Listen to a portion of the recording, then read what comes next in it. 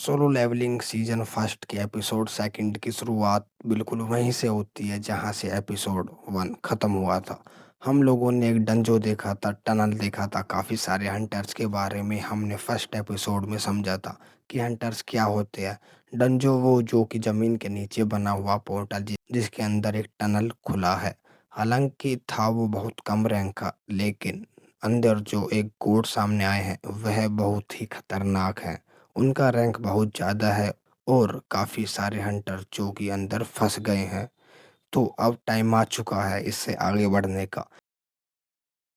Second episode बिल्कुल वहीं से शुरू होता है जहां एक आदमी मर चुका है। दूसरा आदमी रोते-रोते जिन्बू से कहता है कि तुम्हें समझ में आ गया था कि शायद आखिर करना क्या है। इसी चक्कर में तुमने हमारी जान बचा ली। जिसने यह बात नहीं मानी वह सारे लोग मारे गए। दूसरी तरफ एक हंटर कुछ भी समझ नहीं पा रहा था कि उसे यहाँ पर रुकना चाहिए कि नहीं। फिर वो जबरदस्ती भागने की कोशिश करता है, लेकिन तभी स्टैचू की आंखों से निकली लेजर उसे वहीं खत्म कर देती है, जिससे सारे हंटर्स और भी ज्यादा डर जाते हैं। यहाँ तक आते आते हमें यह मालूम हो जाता है कि भले ही जिन्हों के पास कोई पावर ना हो, लेकिन एक्सपीरियंस बहुत है, जिससे उसके दिमाग में कुछ ना कुछ चलता रहता है और जिन्हों को ही सबकी जान बचानी है।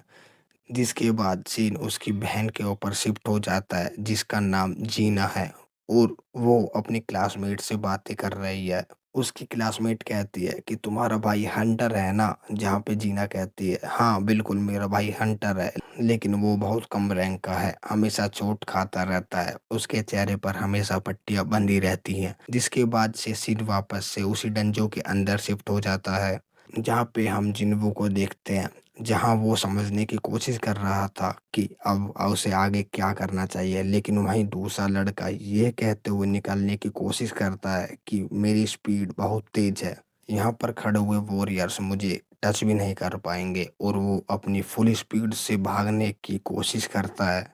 लेकिन यहाँ पे बैठा हुआ जो सबसे बड़ा राजा होता है वो अपनी आंखों के लेजर से उस हंटर को सेकंड में जलाकर राख कर देता है। अब सबकी हालत और भी ज़्यादा खराब हो जाती है कि आखिर ये चल क्या रहा है? हम सबकी जान कैसे बचेगी? तभी जिन्हों दिमाग के अंदर रिमाइंड करने लगता है कि आखिर इस जगह के रूल्स क्या थे? अब जो इनका कैप्टन था वो बताता है कि पहला नियम है कि राजा का आदर करो। तभी जिन्हों सबको कहता है कि सभी अपना सिर झुका के बैठ जाओ। जैसे ही जिन्हों खड़ा होता है सभी और डर जाते हैं। जिन्हों के खड़े होने पर बड़े स्टैचू की आंखें लाल हो जाती हैं जिन्हों को मारने के लिए, लेकिन तभी जिन्हों सिर झुका लेता है फिर वो आंखें नॉर्मल हो जाती हैं। जिन्हों को पहले ही समझ आ गया था कि पहला रूल फॉलो करना ही पड़ेगा और बाकी सबको यही करना होगा। ऐसा करने पर ये मॉन्स्टर कुछ भी नहीं करेगा, लेकिन उसके बाद वो मॉन्स्टर खड़ा होने लगता है। इन सबको लगता है कि रूल्स फॉलो करने पर मॉन्स्टर खत्म हो रहा है, अब हमें कुछ नहीं करना पड़ेगा, लेकिन ये इनकी सबसे बड़ी बेवकूफ़ी थी। अब बड़ा स्टैचू पूरी तरह खड़ा हो गया था। उसके बाद वो स्टैचू चलना शुरू कर देता है। एक कदम आगे बढ़ाने पर पूरी जगह हिल रही थी। अब सबको सेकंड रूल याद आता है कि गॉड की पूजा करनी होगी। एक हंटर बोलता है इसकी तारीफ करनी होगी और मैं इसमें माहिर हूँ। मैं काफ़ी सारी लैंग्वेज में इसकी तारीफ कर सकता हूँ। और वो ऐसा ही करता है। वो मॉन्स्टर के सामने बैठकर उसकी तारीफ करने लगता है। लेकिन वो मॉन्स्टर नहीं सुनता। मॉन्स्टर उस हंटर को एक चींटी की तरह पैर से कुचल देता है। सारे लोग बुरी तरह डर जाते हैं और सोचने लगते हैं कि ये बर्डशिप किस तरह से काम करेगी। मॉन्स्टर को आगे बढ़ते देख सभी लोग भागने लगते हैं, क्योंकि अगर वो मॉन्स्टर इनके पास आ गया तो इन्हें कीड़े की तरह मसल सकता है। उनमें से एक हंटर एक मूर्ति के पास जा खड़ा होता है। उसे लगा वो मूर्ति के पास सेफ है, बट वो मूर्ति अपने भाले से उस हंटर को बीच से अलग कर देती है। इतना खतरनाक सीन जिसे देखकर चंद सेकंडों के लिए धड़कन रुक जाती है। भागते भागते जिनको देखता है कि ज्यादातर स्टैचू के पास भाला, कुल्हाड़ी, तलवार यानी युद्ध के औजार हैं, लेकिन कुछ स्टैचू ऐसे हैं जिनके पास बजाने के इंस्ट्रूमेंट हैं। अचानक से उसे याद आता है रूल नंबर वन वर्शिप, यानी उन इंस्ट्रूमेंट के बजने पर ही गॉड की पूजा होगी। अब वो सभी से कहता है, ऐसे स्टैचू के पास जाकर खड़े हो जाओ जिनके पास इंस्ट्रूमेंट है, बस बचने का यही तरीका है। अब सभी लोग इन स्टैचू के पास जाकर खड़े हो जाते हैं, जिसके पास बजने वाले इंस्ट्रूमेंट हैं। जो उनके पास जाते हैं, वो स्टैचू उन्हें बजाने लगते हैं। अब जिन्हों और जूही भी स्टैचू के पास खड़े हो जाते हैं, लेकिन वो स्टैचू इंस्ट्रूमेंट नहीं बजाता। जिन्हों समझ जाता है स्टैचू इंस्ट्रूमेंट जब ही बजाता है जब सिर्फ एक ही इंसान उसके पास मौजूद हो।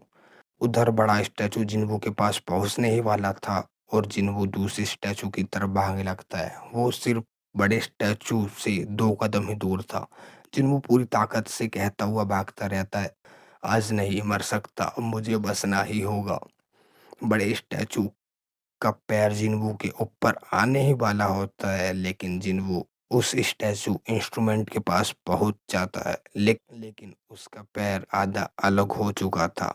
जिसके बाद स्टैचू ने अपने इंस्ट्रूमेंट को बजाना शुरू कर दिया। बड़ा मॉन्स्टर फिर से अपनी कुर्सी पर जाकर बैठ जाता है, जो कि पहले हंस रहा था, अटैक कर रहा था और घूम रहा था, लेकिन अब फिर से वो शांत हो जाता है। फिर सारे लोग जिन्हों के पास जाते हैं।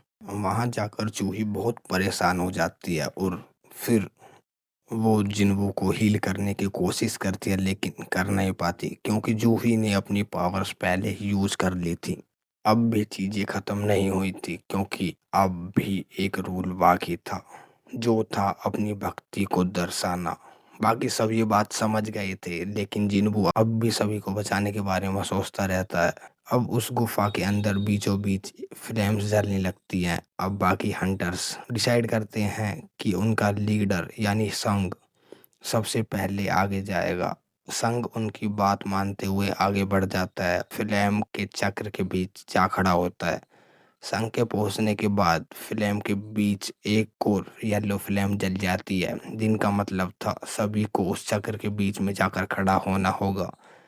सभी लोग ऐसा ही करते हैं। अब वो समझने की कोशिश ही कर रहे थे कि आगे क्या करना है, तभी एक बड़ा दरवाजा खुलता है जिसके बाहर की ओर अंधेरा के सिवा कुछ नहीं था। जिन वो समझने की पूरी कोशिश कर रहा था, आखिर क्यों अंदर की ओर येलो और बाहर की ओर ब्लू फ्लेम जली हुई है और उस दरवाजे के खुलने का मतलब क्या है। क्या हमें बहकाया जा रहा है ताकि हम बाहर जाने की कोशिश करें और मारे जाएं।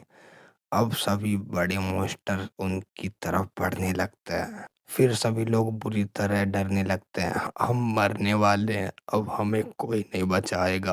तभी जिन्हों कहता है, उनसे आंखें मिलाओ, ये बचपन के गेम की तरह है। अगर आंखें उन पर टिकाए रखी तो वो रुक जाएंगे, लेकिन अगर हम हटा लें उन लेकिन अगर हम उनसे आंखें हटा लेंगे तो वो फिर से आगे बढ़ने लगेंगे।